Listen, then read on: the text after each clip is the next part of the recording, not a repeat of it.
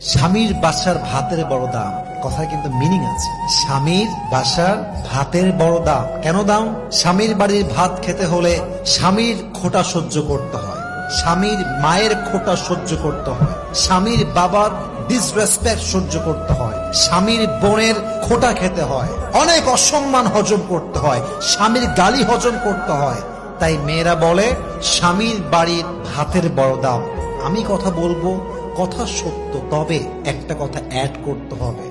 যদি আপনার স্বামীর বাড়ির ভাতের দাম এত বেশি মনে হয়, তবে মাথায় রাখবেন বিয়ের পরে স্বামীর বাড়ির ভাতের দাম যে পরিমাণ বেশি, আপনার নিজের বাপের ঘরের ভাতের দাম তার চেয়ে বেশি।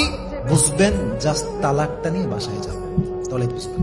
জাস্ট তালাকটা হোক, বাসায় যান, 3 মাস থাকেন, 4 মাস থাকেন, 5 মাস থাকেন, স্বামী নাই তালাক হয়ে গিয়েছে, তখন বুঝবেন স্বামীর বাড়ি ভাতের দাম বেশি নয়, এখন তো মনে হচ্ছে বাপের বাড়ি ভাতের দামই বেশি হয়ে গিয়েছে, ঠিক কিনা বলে?